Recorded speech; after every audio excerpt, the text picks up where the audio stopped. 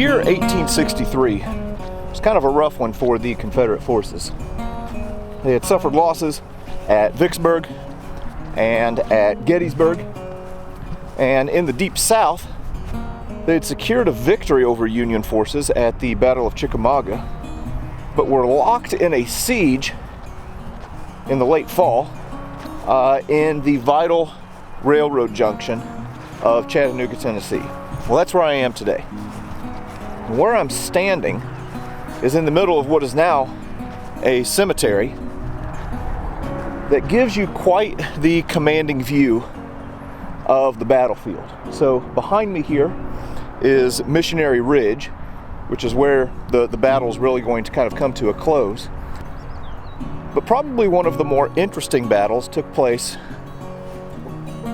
right here at Lookout Mountain, which is also known as the Battle Above the Clouds.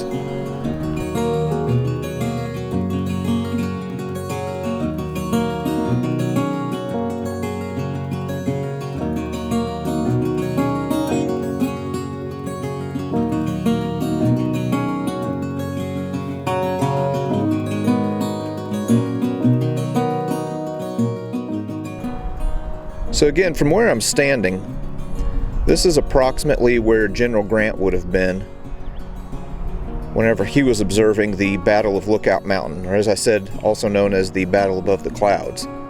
And from here, on that day, November 24th, this whole mountain would have been shrouded by a cloud. So the people down below, including Grant, wouldn't have known exactly who was winning. They could hear gunshot fire and they could hear cannon fire, but there was no way of knowing how his forces were doing at that particular moment. So today we're going to go up on Lookout Mountain and see what we can see. It's not going to be a comprehensive look at the battle by any means, but we're going to go up there and just see what we can find.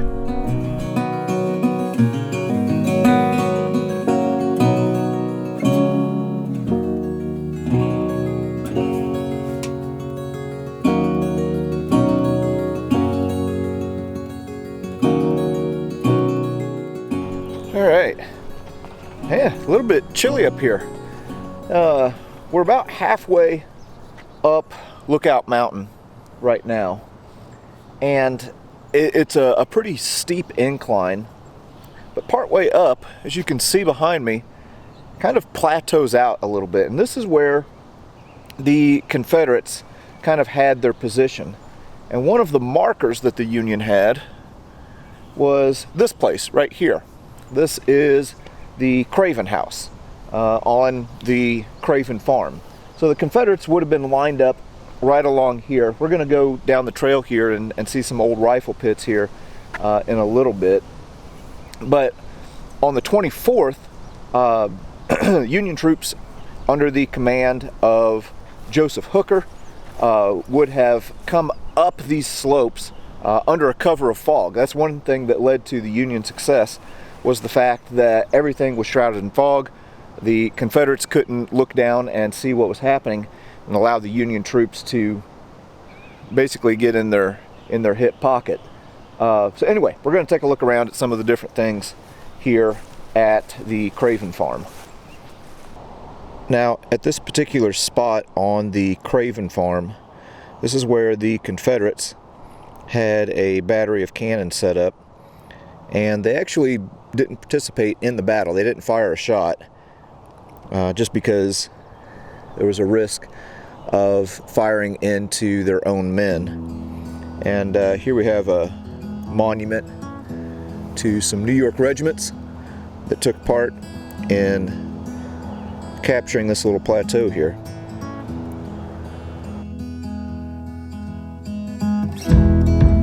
I do want to point out something before I move on. So the Craven House was abandoned at the time of the battle by the Craven family. I think they had went down to Georgia to kind of escape the violence and the fighting, and it served as the headquarters for the general staff of the Confederates. Well, something to note is that this is not that original house. The original house got destroyed. Whenever Robert Craven returned, he found a basement, a chimney, and I think there was a stone dairy.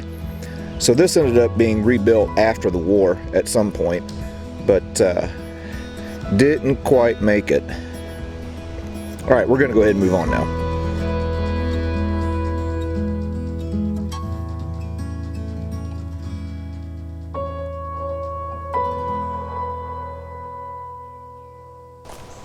I'll tell you what, walking alongside this mountain, you really have a great deal of respect for what the Union troops did to take this position, because man, this is some steep country. And for them to have done it, I mean, it was November, but to have done it in wool uniforms, packed down with all of their gear. I have a Civil War rifle, and man, those things are heavy. So gives you a little bit of appreciation for what those guys accomplished in this battle. All right, looks like we are approaching a Confederate gun position here. And I got a little sign set up so you can see. Let me get a little bit better angle. You can see this stone wall right through here that was set up as a defensive position for the Confederates. And as you can see behind us, this is set up kind of on a bit of a flat, a little bit of a plateau around the lip of this ridge. Now the Confederates would have cleared out all of these trees in front in order to provide an open field of fire so that they could see and shoot at the Union troops who would eventually, inevitably, be advancing up the hill. What they couldn't and didn't plan for was the fact that there was going to be a heavy fog that morning that would be blocking their view. Another feature of Lookout Mountain that makes this really an ideal defensive position is all of these rocky outcroppings. You can see some more up through there. We'll get through a little bit of this scrub oak. So this is an area that would be a dream to defend, but a nightmare to attack.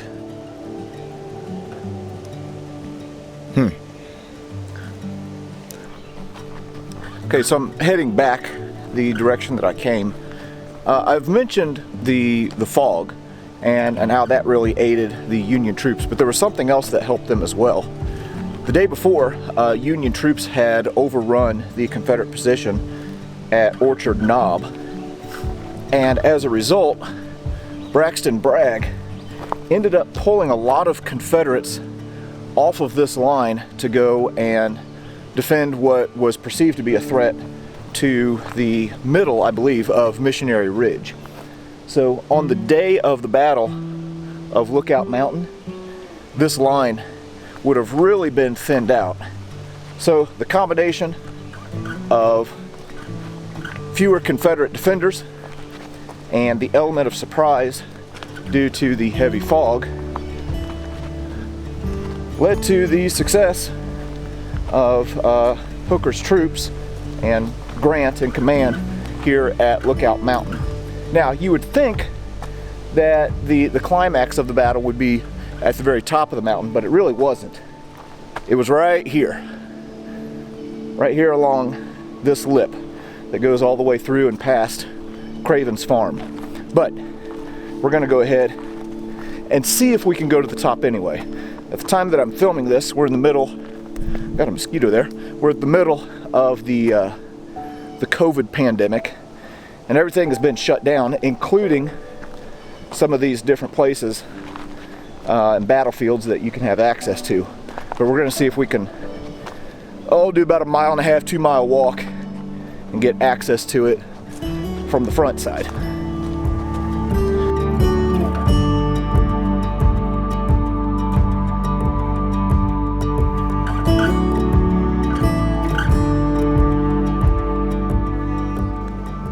nothing important here. Just wanted to take a moment to point out that that is a big old rock. I'm going along the trail here to Lookout Point, and probably about just over a mile, maybe a mile and a quarter along. I was looking at this big rock outcropping and noticed some steps. So I'm going to take a look and see just what exactly they're going to. Huh. It's like a little cistern or something. So there's a pipe coming out there. Interesting. I think that the Civilian Conservation Corps dug this trail back in the 30s. So I'm wondering if this is something that they would have done. Huh. Interesting. Well, if anybody knows, tell me. Alright, we're going to go ahead and make our way on up. Alright, nearing the top of Lookout Point. And it's a little windy up here. But, just found this. It's a big old huge plaque. I'll bet you that thing is 8-10 foot tall. Put into the side of the cliff face. And up at the top, let's see if I can zoom in a little bit. It says 29th Regiment, Pennsylvania Volunteer Infantry, Colonel William Rickards, Jr. commanding, Cobram's Brigade, Leary's Division, Slocum's 12th Corps, Hooker's Detachment from the Army of the Potomac. And then you go here and you can see soldiers looking out over Lookout Point. It says battle above the clouds, and then I guess tells a little bit about the battle right there. Pretty cool. All right, I think that I passed some steps up here, so we are going to make our way to the top. All right, and here are maybe 15 yards from that plaque that I was just at. Here's another big one showing these Union troops scaling the cliffs and then unfurling the U.S. flag for both armies to see down below, showing that they had taken the heights. Confederates had already withdrawn, so this was a bloodless ascent here. Man, that is cool. All right, getting ready to make our final ascent up to Lookout Point.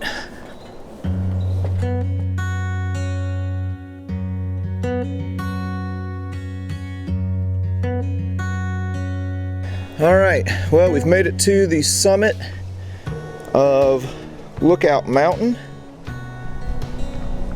and man, oh man, look at the view from up here. Holy smokes. I would say that the Confederates certainly had a commanding view of Chattanooga from up here. Wow. Now, of course, that is the Tennessee River below us that we are looking at. And one thing that I didn't mention, see if I can point it out with my finger, right here, there was a place called Brown's Ferry that was held by the Confederates that the Union opened up in October of 1863 that allowed supplies to come up the Tennessee River and get to these besieged Union troops. And they ended up calling this the Cracker Line because of the hardtack crackers that they were able to bring up. That was their, I guess, rations at the time, you could say. And then over here, the sun's come out, it's got a little bright on us, but over here on this end, well, you can see Missionary Ridge.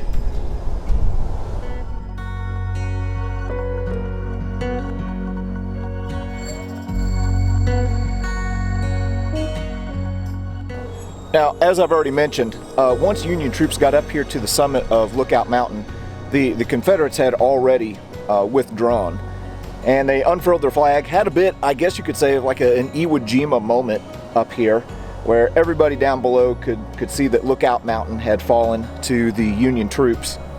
And also on that same day was the attack on Missionary Ridge by Generals Sherman and Thomas. And that basically wrapped up the Battle of Chattanooga, which opened up the Deep South and gave Sherman a launch pad for his march on Atlanta and eventually the march to the sea. But anyway, that was the battle above the clouds. Now, I'll admit I didn't do just a comprehensive view of the battle, so you can look up some stuff for yourself and then come to this place. It is definitely worth it.